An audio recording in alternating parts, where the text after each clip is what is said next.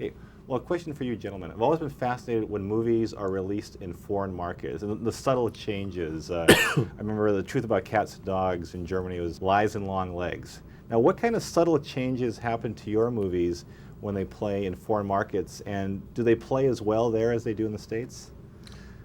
Surprisingly, they play really well in some areas. You know, it doesn't play all over the world, of course, because humor doesn't necessarily travel at the same speed in different countries. But we play really well, by and large, overseas. Yes. Now, have you? No, I was going to say in India, you know, in this one we'll probably have to cut out the cow scene, I would imagine. Well, have you ever had to make cuts to a film when it played in a foreign market? Yeah. Well, you know, we don't make the cuts ourselves, but in fact, I found out yesterday that in Singapore and places like that, Indonesia, they actually cut the hell out of our movies before they can show them to the general public.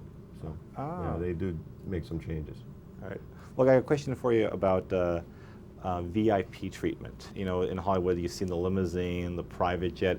Do you remember the first time that you guys got the VIP carpet rolled out by a studio where you suddenly realized, you know, the studio really thinks, you know, that we're valuable and that you got that red eye? We're still waiting for that. We took a cab over here today. No, you know what?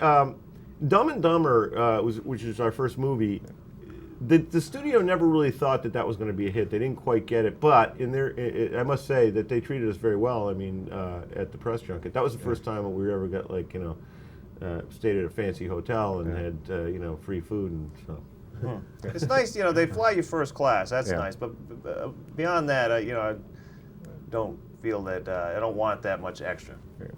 Now, a question for you guys about test screenings. I find it fascinating to see those little cards they do in that. And I remember interviewing Lynn Shay for a movie, and she said, "Oh, I'm going to be in the Farrelly Brothers' next film. I got something set up." And of course, at the end of the film, there's a whole kind of montage of the people whose, you know, scenes were, for whatever reasons, were cut there. Yeah. Are you ever call Lynn, don't we? Well, are you ever surprised at what scenes you lose after a test screening? Absolutely. And surprised at what stays. Yeah. It's really amazing. Because it's a comedy, we really rely on the test screenings, because you can find out so much by, you know, listening to the audience. Where are they laughing?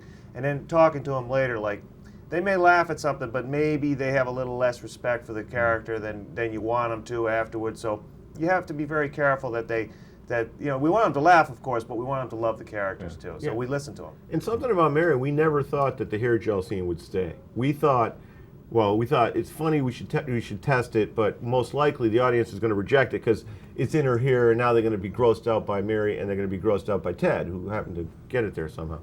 And but it didn't happen. When we played it, they loved it. So and also the close-up of the zipper. You know, we shot that thinking that won't last, but let's do it. And again, they loved it.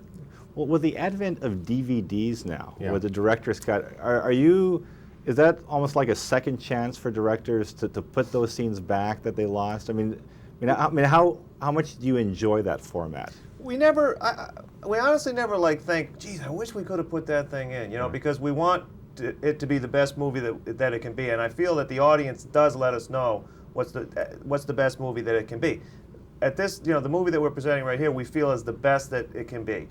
The DVD, we'll put some other scenes in just to show our audience that there were a couple other scenes, and we'll kind of put them in just to explain why we took them out. Yeah, it's really just to show the process and things. We shot this, and this is why we cut it. We cut it, and they're all good reasons. There's nothing cut from this movie that we feel should be there. We cut it because the audience wants it to cut. Okay. Now, a question about this film. Watching the movie yesterday, there were scenes, the physicality of Jim Carrey, where things were, it was actually him, it wasn't a stunt man. No. And we were going, that must have hurt. Were you surprised at what he put his body through on this film? And alarmed. Yes. We were very nervous about it because he was doing all his own stunts, and they were not easy stunts. You know that scene where he gets kicked over the fence, he rolls down, then pops back up again? People think that's a camera trick, but it's not. Jim Carrey went over the fence, landed in the grass, rolled down, and then flew back up again. And he did it 7 or 8 times. He ended up on that one actually messing his ankle up pretty bad, but he was always doing stuff like that. Jim could wrestle in the WWF. He really could. He's so strong. He's big. He's much stronger than anybody would possibly imagine. And he's crazy. Okay, WWF. That's funny. All right, thanks very much. Thanks a lot. All right.